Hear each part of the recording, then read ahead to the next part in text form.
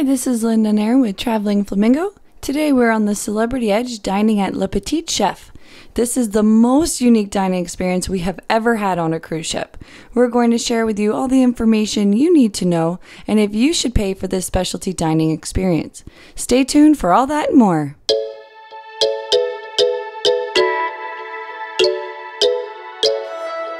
We're going to start with the atmosphere and theming.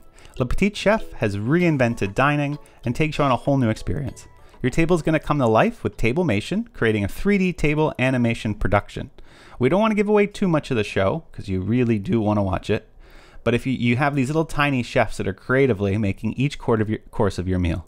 When the tiny chef is done, your waiter will bring out that exact same plate for you to enjoy. It's an intimate dining space with dimmed lights, and while the Petit Chefs are cooking, there's lots of laughter and chatting, and people enjoying their meals. A tip we wish we had is to treat this like a show. Everyone will be watching the same chefs cooking at the same time. So if you show up late or you have to leave during the event, you might miss out on some of the fun. However, they do seem to try to wait till everyone's back, because people will obviously go to the washroom between courses, so they'll start the next one when they feel everyone's back. This means the entire dining room needs to be ready. This dining experience is something for all ages. Our sailing had more older passengers and not many younger kids, and we all enjoyed it. If we had the opportunity to sail with our 7- and 3-year-old nieces, we would definitely want to take them to Le Petit Chef. They would love the table animations and the funny comedy that's brought to life on your plate. We think they did a great job with atmosphere, and it's like nothing else we've ever experienced in a restaurant. In terms of location, Le Petit Chef is being offered on a variety of celebrity ships. If you're interested if it is going to be offered on your ship, here is the long list. The Celebrity Reflection, Infinity, Eclipse, Silhouette, Equinox, Solstice, Millennium, Constellation, Summit, Edge, and Apex.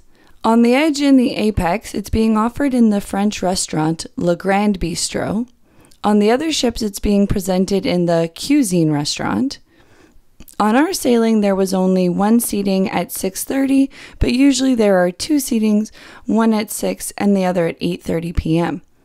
I did like the location in Le Grand Bistro. It's located on deck 4, right in the Grand Plaza, which is in the center of the ship. Le Grand Bistro was a more intimate space, and the dining room itself had nice accents like pots and pictures, and they had on the windows curtains, so the room was dark, which is what you needed for the projections. If you're interested in cruising on Celebrity Edge, we have a room tour and soon a ship tour to show everything you need to know about this amazing ship, so be sure to subscribe and like this video. Yeah, the location is great, and it has some really cool accents. I like the faded chalkboards on the outside that show you the menu, and of course, that display case with French pastries that you walk by all the time. Inside has a very modern feeling, and having those large curtains on the windows really help make it dark enough to see the projections on your table very clearly. It's really well executed and feels like you have tiny chefs making your meals. Now onto the menu. It's a preset 4-course menu. There are 2 different shows, and there are obviously 2 different menus. There is Le Petit Chef, and there's Le Petit Chef and Friends. The ship will be doing one show other than the Equinox, which does have both. We were on the Edge, which offers Le Petit Chef and Friends. Each dish is made with a focus on a different region, including French, Italian, Spanish, and Japanese flavors. The meal is not a side to the experience, but very much part of it. It's very integrated into the presentation. The presentation and the quality of food was outstanding. Don't worry if you have any allergies or dietary restrictions. If you let the restaurant know ahead of time, they can accommodate for you. You will get a card that's delivered to your stateroom reminding you about your reservation, and if you have dietary restrictions, to let them know. Also, if you have picky eaters, you are able to substitute any or all of the courses of your menu. Just let the waiter know, and they'll present you the options available. However, by doing this, the meal and the projections on your table will not be in sync. I would also recommend arriving early so you can get all of that sorted out with your waiter before the show begins. This is the menu for Le Petit Chef at the time we made this video. For your first course, it's a bouillon-based soup which contains shellfish, tomato, lemon, and herbs. The second course is a roasted half lobster. The main course is a filet mignon with broccoli, potatoes, and bordelaise sauce. For the dessert, it's a vanilla ice cream sundae with hot fudge and whipped cream. The menu for Le Petit Chef and Friends is different. You start with a marinated tomato salad. The second course is stuffed 5-cheese ravioli with mushrooms, shallots, and parsley. The main course is steak frites, which is slow roasted steak, French fries, and a béarnaise sauce. The dessert is green tea matcha cake with white chocolate, pumpkin, and torgashi. I really liked the menu. I thought that also the portion sizes was pretty good. So as Erin said, we did Le Petit Chef and Friends, and you're definitely not leaving hungry. I enjoyed the ravioli, but for me the best course was the steak frites. Mine was cooked just how I wanted it, and I love shoestring French fries. The dessert was nice, but if you know me, I have a super sweet tooth, and it's just not something I would have usually picked. I think Erin was happy though that we did get the Petit Chef and Friends menu, as he's not a seafood fan, and the Petit Chef does have a lot of seafood in it, but I feel you can't go wrong with roasted lobster and butter. My favorite was the stuffed 5-cheese ravioli. The sauce was really good on the ravioli and was very fresh. I'm not a mushroom fan, but they were not overpowering at all and I could barely taste them. I asked for my steak to be medium rare, and it was more medium, but it was nicely seasoned. I really did enjoy everything they had here. I was in agreement with Linda. The Japanese matcha cake was okay, but not my favorite. The steak was really good. The ravioli was amazing. Definitely enjoyed our meal here, and the presentation was just awesome to watch. It was really cool and entertaining to see how they did it, and you didn't know what was coming next. It was actually kind of really cool.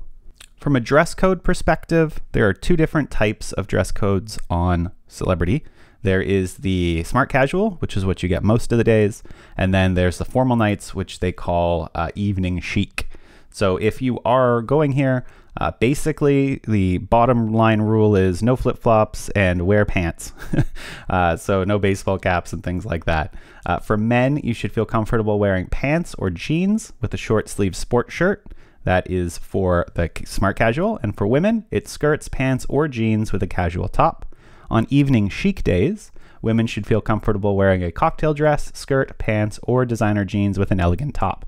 Men should feel comfortable wearing pants or designer jeans with a dress shirt, button-down shirt, or sweater. Optional sports coat or blazer. So basically, as long as you've got long pants on and maybe a collar, you should be pretty good to dine here at any time during a celebrity cruise. So from a value and price perspective, this is a specialty dining restaurant, which means there's an additional cost. On our sailing, it was $55 per person, and I consider this a lot for specialty dining restaurants, but it's not much more than others on celebrity ships. For example, the steakhouse cost us $49 US per person, so relative to Celebrity, if you think of it as dinner and a show, the price makes a bit more sense. The food was absolutely amazing and really part of the entertainment as well. Given how unique of an experience it is, the food quality was really good. I'm very happy with what we did. Also, if you're worried that there's something you won't like, you can order something else. And so if you don't like shellfish soup, for instance, you can come and ask for the French onion soup from one of the main dining rooms. But again, it will not be in sync to the projections on the table. The service was excellent, and they really wanted to make sure you were happy and had a great experience. You definitely won't be leaving hungry. Something to keep in mind that is there is no kids menu. They will be paying the same price. That's a really good point, Erin, that they don't have that kids menu. So if you are going with kids or as a family, the price will definitely add up. Overall, I really enjoyed the experience, and I love the projection mapping on the table. The show was very creative and linked well to each course.